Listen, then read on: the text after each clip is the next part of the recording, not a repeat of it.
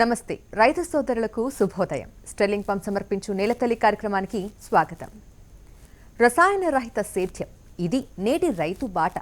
ఉన్నత చదువులు చదివినా, ఉద్యోగంలో పదవీ విరమణ చేసినా సాగుబాట పట్టిన రైతులు రసాయనాలు లేని వ్యవసాయం చేస్తున్నారు. వ్యవసాయాన్ని 4 కాలాల పాటు సుస్థిరంగా ఉంచడంతో పాటు వినియోగదారుల ఆరోగ్యాన్ని కాపాడే ప్రయత్నం చేస్తున్నారు.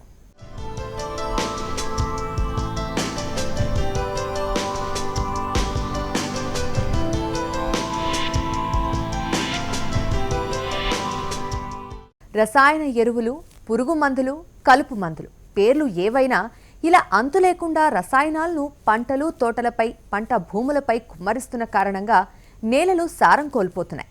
రైతుకు, వినియోగదారునికి, భూమిలోని జీవరాశికి, తేనెటీగలు, పశుపక్షాదులకు ఇవి నష్టాన్ని చేకూరుస్తున్నాయి.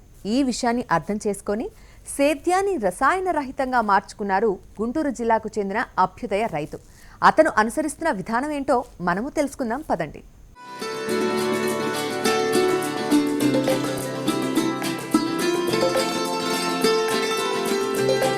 గుంటూరు జిల్లా ప్రతిపాడు మండలం కోన్రుపాడుకు చెందిన అన్నపురెడ్డి ప్రకాష్ రెడ్డి బీకాం చదివిన తర్వాత హైదరాబాద్ రెడ్డి ల్యాబ్స్లో 23 ఏళ్ల పాటు పనిచేశారు. ఉద్యోగం చేస్తూనే 12 ఏళ్ల క్రితం నుంచి వారాంతపు విరామంలో వ్యవసాయం చేస్తున్నారు. ఈ క్రమంలో వాడుతున్న రసాయన పద్ధతులతో నష్టమే తప్ప లాభం లేకుండా పోయింది. దీంతో ఉద్యోగానికి రాజీనామా చేసి 5 ఏళ్లుగా గుంటూరు, మేడ్చల్ జిల్లాలోని తన వ్యవసాయ క్షేత్రాల్లో రసాయన రహిత పద్ధతుల్లో వ్యవసాయం చేస్తున్నారు. పాలేకర్, చౌహాన్ క్యూ, నమాళ్వార్ బయోడైనమిక్ వ్యవసాయ పద్ధతులను లోతుగా అధ్యయనం చేస్తున్నారు. ఖర్చులు 25% తగ్గించుకుని నికర ఆదాయం పెంచుకుంటున్నారు. ఇట్లా ఇంటర్నెట్లో అక్కడ ఇక్కడ చూడటం జరిగింది. చూసినప్పుడు ఏంటంటే మన ఇండియాలో దగ్గర ఒక 4-5 రకాల ఈ వ్యవసాయ పద్ధతులు అవలంబిస్తూ ఉన్నారు. ఒకటేమో మన సుభాష్ పాలేకర్ గారిది జీరో బడ్జెట్ న్యాచురల్ ఫార్మింగ్.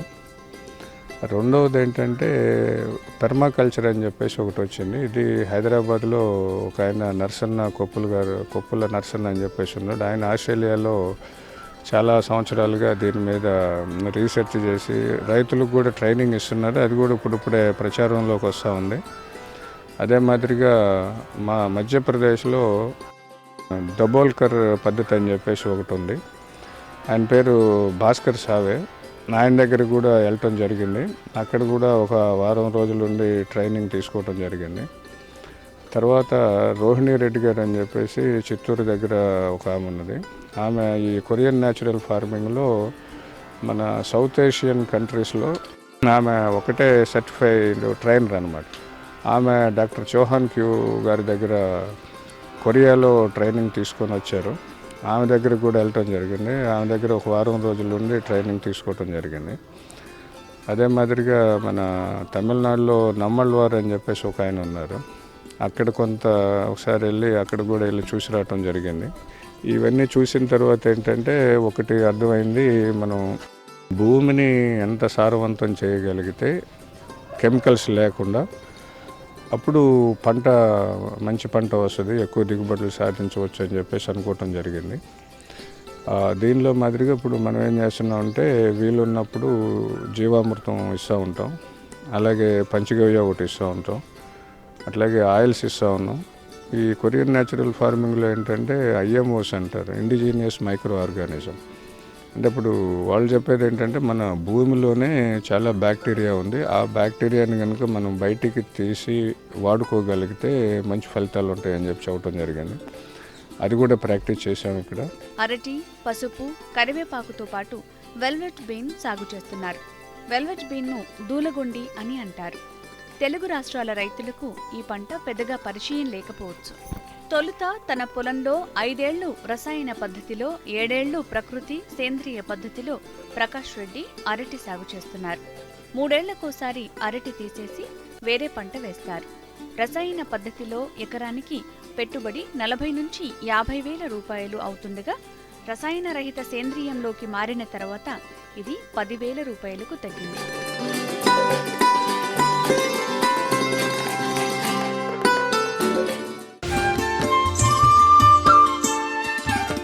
రసాయన రహిత సేద్యంపై పోరు సలపిన ప్రకాష్ రెడ్డి 7 ఏళ్లుగా ఇదే విధానంలో ముందుకు సాగుతున్నారు.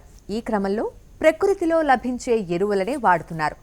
మొక్క నాటినప్పటి నుంచి కోత కోసే వరకు అన్ని సందర్భాల్లో కూడా కషాయాలను వినియోగిస్తున్నారు.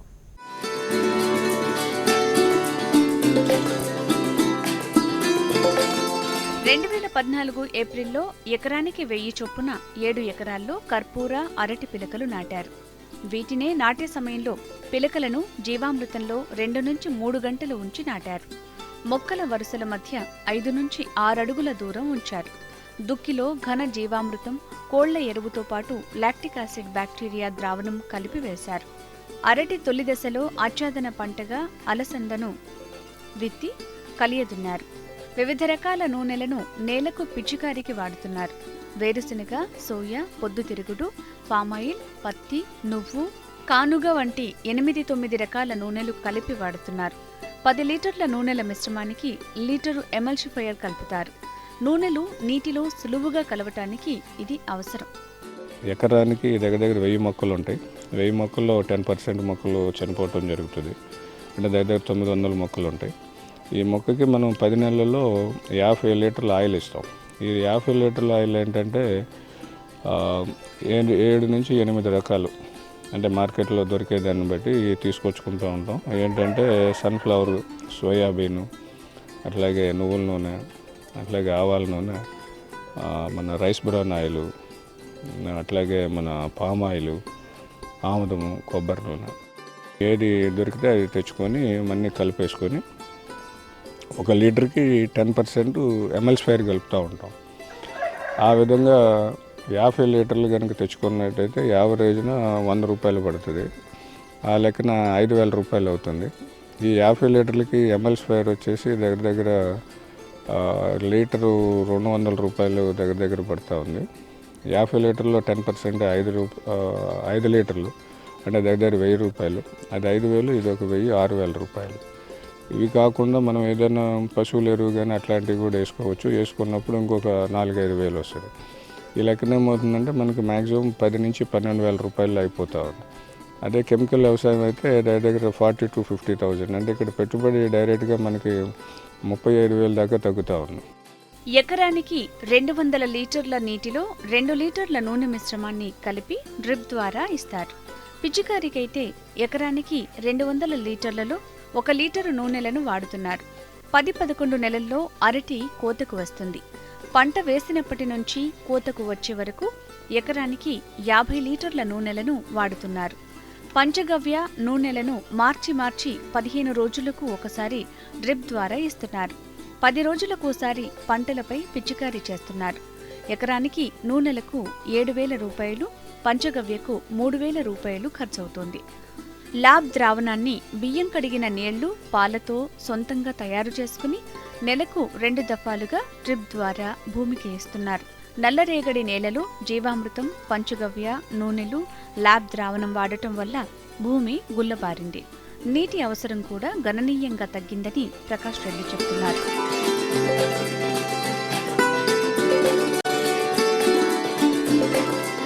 అరటిగెల చివరను 1-2 సార్లు కత్తిరిస్తూ పంచగవ్య 3% కలిపిన నీటిలో 100 mlను చిన్న కవర్లో పోసి గెల అడుగున కడుగుతున్నారు.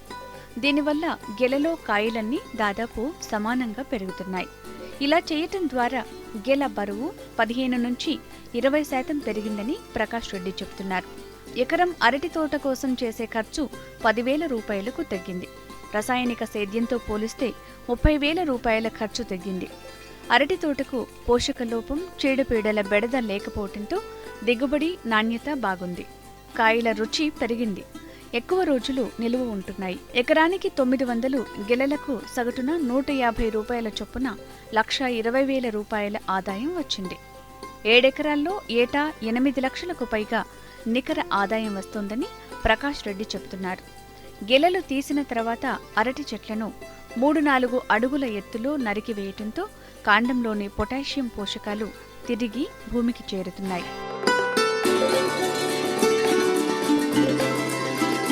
వెల్వెట్ బీన్, ఇది తెలుగు రాష్ట్రాల రైతులకు పెద్దగా పరిచయం లేదు. కానీ అందరికంటే భిన్నంగా ఆలోచించిన ప్రకాష్ రెడ్డి వినూత్నంగా వెల్వెట్ బీన్ సాగు చేస్తున్నారు. ఈ తీగజాతి మొక్క ప్రతికూల పరిస్థితులను కూడా తట్టుకొని నిలబడగలదు.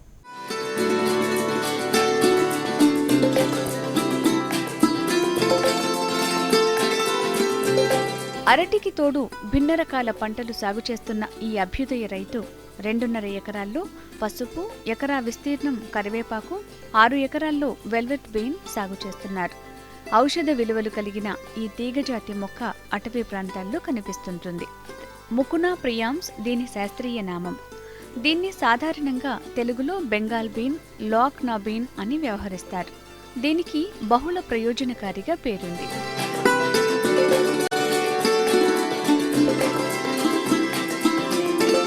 ఇది అంతగా సారం లేని నేలల్లో పెరుగుతుంది. తీవ్రమైన కరువును సైతం తట్టుకుంటుంది. దీనిలోని ప్రత్యేకమైన రసాయనాల వల్ల ఎలాంటి తెగుళ్లనైనా ఎదుర్కొంటుంది. మన ఆయుర్వేదంలో సైతం దూలగుండికి విశిష్ట స్థానం ఉంది. తేలు, పాము వంటి విషాలను హరించటానికి గిరిజనులు దీనిని ఉపయోగిస్తారు. దీనిలో ప్రోటీన్లు కూడా అధికంగా ఉంటాయి. కొన్ని గిరిజన జాతుల ప్రజలు గింజలను బాగా ఉడకబెట్టి ఆహారంగా కూడా తీసుకుంటారు. ఆధునిక వైద్యంలో వెల్వెట్ బీన్ను పలు రకాలుగా వాడుతున్నారు. దీనిలో ఉండే ఎల్డోపా అనే అమైనో యాసిడ్ పార్కిన్సన్ అనే వ్యాధి నివారణలో కీలక పాత్ర పోషిస్తుంది. నరాలకు సంబంధించిన సమస్యల్లోనూ, కీళ్ల నొప్పుల ఉపశమనానికి, ఇంకా పలు రకాల వ్యాధుల నివారణలో వెల్వెట్ బీన్ ఉపయోగిస్తున్నారు. కర్ణాటకలో దీన్ని ఉద్యాన తోటల్లో భూమిని కప్పి ఉంచే ఆచ్ఛాదన పంటగా సాగు చేస్తున్నారు. పప్పుజాతి పంట కావటంతో నత్రజనిని భూమిలో స్థిరీకరిస్తుంది. 45 రోజులకు ఒకసారి కోసి పశుగ్రాసంగా కూడా వాడుకోవచ్చు. క్రాపు దూలగొండ అంటారు, అదే ఇంగ్లీష్లో వెల్వెట్ బీన్ అంటారు. ఇది నేను మొదటిసారి ఇక్కడ బెంగళూరులో Indian institute of horticulture research institute ఒకటి ఉంది బెంగళూరులో. వాళ్ళతోటి మాట్లాడుతూ ఉంటే నేను మాట్లాడినప్పుడు ఏంటంటే ఇట్లా మనకి ఏదైనా మల్చింగ్కి, అదేవిధంగా ఏదైనా కవర్ క్రాప్కి ఏదైనా ఉన్నదా అని అడిగితే వాళ్ళు దీని గురించి చెప్పడం జరిగింది. సరే, వాళ్ళు కూడా తర్వాత వాళ్ళతోటి ఇన్డెప్త్ మాట్లాడినప్పుడు ఏంటంటే ఏదైతే మనం కవర్ క్రాప్ కింద వేస్తామో చిన్న చిన్న క్రాపుల్లో వేస్తే ఆ క్రాప్ని ఇది తొక్కేస్తుంది, ఆ క్రాప్ని ఇది డామినేట్ చేస్తుంది. కాబట్టి మీరు ఆ మాదిరి క్రాప్స్లో వేయొద్దు, ఏదైనా హార్టికల్చర్ క్రాప్స్లో వేసుకోండి. అంటే మన బనానా కొంచెం పెరిగిన తర్వాత కానీ, లేకపోతే మన మ్యాంగో గార్డెన్స్లో కానీ, లేకపోతే ఉసిరి తోటలు ఆ మాదిరిగా ఏదైనా అందులో వేసుకుంటే బాగా పనికొస్తుంది. ప్లస్ రెండోది ఏంటంటే ఇది లెగ్యూమ్ జాతికి సంబంధించింది కాబట్టి ఈ నైట్రోజన్ ఫిక్సేషన్ అనేది బాగా జరుగుతుంది భూమిలో అని చెప్పి చెప్పడం జరిగింది. సరే, నేను సీడ్ తీసుకొచ్చిన తర్వాత సరే ఈ పందిరి ఖాళీగా ఉందని చెప్పేసి సరే ఏదో సరదాగా పెంచుదామని చెప్పి పెంచడం జరిగింది. ఇదేంటంటే ఇందులో చాలా మెడిసినల్ వాల్యూస్ కూడా ఉన్నాయి. రెండోది ఏంటంటే మనకి గేదెలకి, ఆవులకి కనుక పచ్చిమేత కింద పెడతా ఉంటే పాలు ఎక్కువగా ఇస్తాయి. అంటే లెగ్యూమ్ జాతి కాబట్టి ప్రోటీన్ కంటెంట్ బాగా ఉంటుంది. అదే మాదిరిగా ఇందులో ఈ ఏదైతే ఉందో ఇది మామూలుగా ఒకళ్ళిద్దరితో మాట్లాడినప్పుడు ఏంటంటే ఈ వయాగ్రాలో కూడా కొంత, అంటే ఈ సింథటిక్ వయాగ్రా కాకుండా ఈ న్యాచురల్గా తయారు చేసేటువంటి వయాగ్రా లాగా కూడా పనిచేస్తుందని చెప్పి తెలిసింది. రీసెంట్గా ఒకళ్ళిద్దరు ఫోన్లో కూడా మాట్లాడటం జరిగింది. వాళ్ళకి కూడా ఈ శాంపిల్స్ పంపించి ఇందులో దానికి సంబంధించినటువంటి మెడిసినల్ వాల్యూస్ ఎంత ఉన్నాయి ఏంటి అనేది ఒకసారి అనాలిసిస్ చేద్దామని చెప్పేసి అనుకుంటా ఉన్నాం. చూసిన తర్వాత దాన్ని బట్టి 10 మంది రైతులకి కొంచెం అర్థమయ్యేటట్టు చెప్పి వాళ్ళ చేత కూడా చేద్దామని చెప్పి అనుకోవటం జరుగుతూ ఉంది. అన్నింటికన్నా ముఖ్యమైన విషయం ఏంటంటే అతి వేగంగా పెరుగుతుంది. ఎకరానికి 30 టన్నుల పచ్చిరొట్ట ఎరువును ఇవ్వగలగటం దీని ప్రత్యేకత. కాయలు గుత్తులుగా, గింజలు పెద్దగా ఉంటాయి. సాళ్ల మధ్య 15 అడుగులు, పాదుల మధ్య 3 అడుగుల దూరంలో నాటారు. పంచగవ్యతో విత్తన శుద్ధి చేశారు. పంచగవ్య నూనెలను 15 రోజుల వ్యవధిలో ఒకసారి డ్రిప్ ద్వారా ఇస్తే మరోసారి పిచికారీ చేస్తున్నారు. ఇది 8 నెలల పంట. విత్తిన 3 నెలలకు పూత వస్తుంది. 4 నుంచి 5 నెలలకు కాయలు వస్తాయి. ఎకరానికి 10,000 రూపాయలు ఖర్చవుతుండగా 10 నుంచి 12 క్వింటాళ్ల దిగుబడి వచ్చే అవకాశం ఉంది.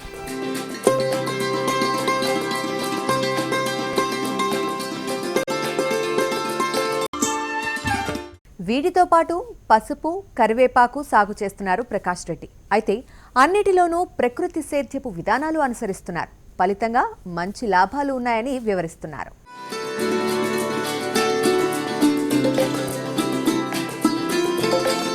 2.5 ఎకరాల్లో పసుపు సాగు చేస్తున్నారు ప్రకాష్ రెడ్డి.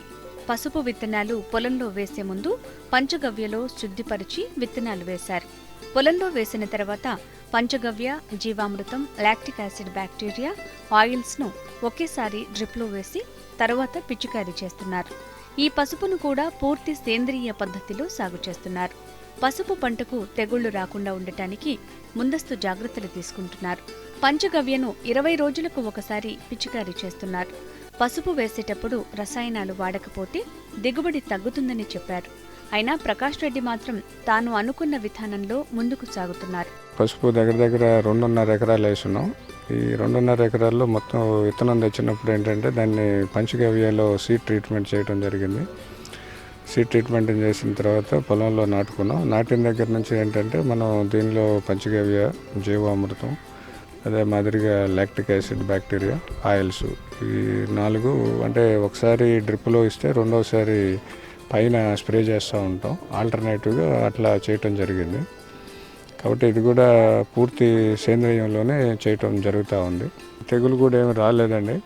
దీనికి ఏం చేస్తున్నామంటే రాకుండా ఉండటానికి ముందే ప్రివెంటివ్ మెథడ్ కింద అంటే పంచగవ్య 20 రోజులకు ఒకసారి మనం స్ప్రే చేయటం కానీ, లేకపోతే ఈ OHN అంటాం, అంటే ఓరియంటల్ హెర్బల్ న్యూట్రియంట్స్, అంటే ఇది కొరియన్ న్యాచురల్ ఫార్మింగ్ వాళ్ళ ప్రోడక్ట్స్ ఇవి.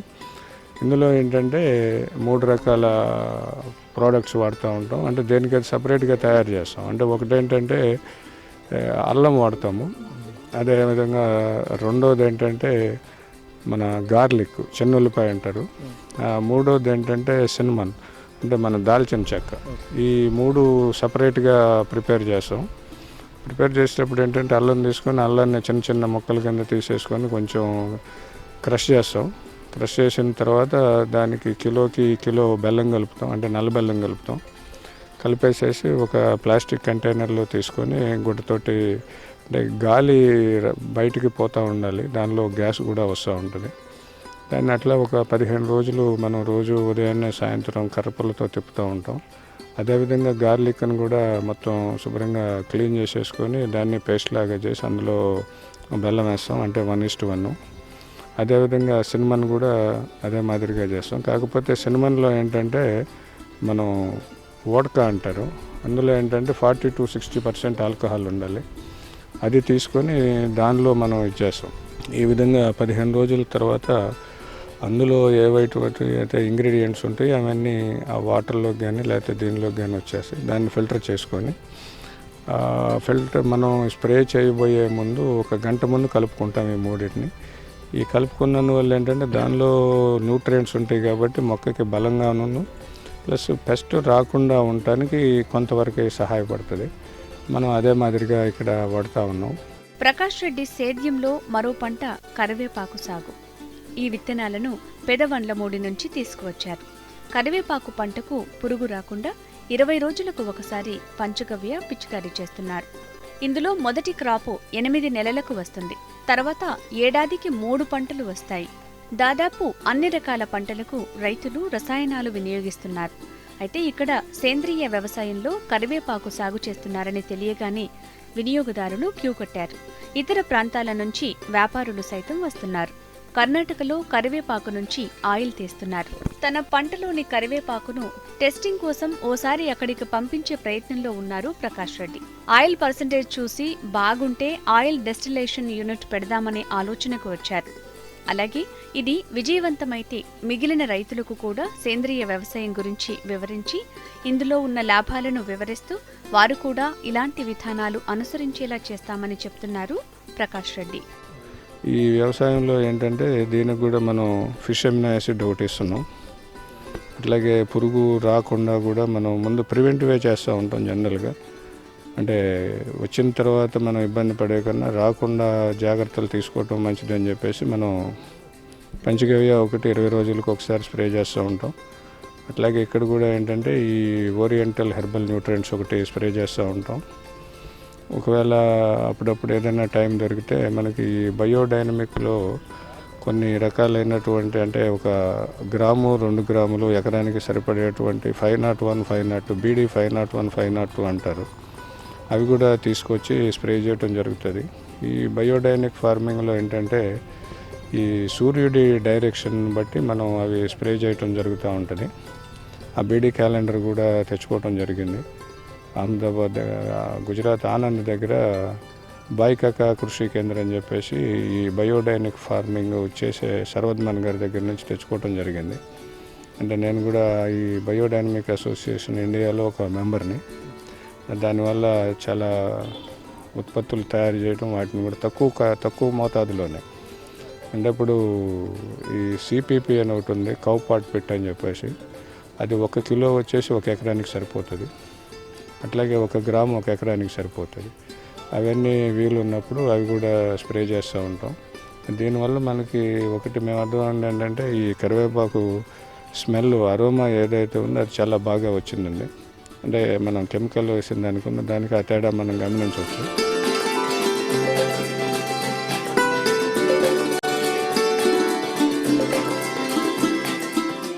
ఉన్నత చదువుకొని వ్యవసాయాన్ని పూర్తిగా అవలోకనం చేసుకున్న రైతులు లాభాల బాటలో పయనిస్తున్నారు. రసాయన సేద్యాన్ని వదిలి రసాయన రహిత సేద్యంతో ముందుకు సాగుతున్నారు. ఇలాంటి విధానాలు, ఇలాంటి రైతులు అనుసరిస్తున్న పద్ధతులను మిగతా రైతులు కూడా అధ్యయనం చేయాల్సిన అవసరం ఎంతైనా ఉంది.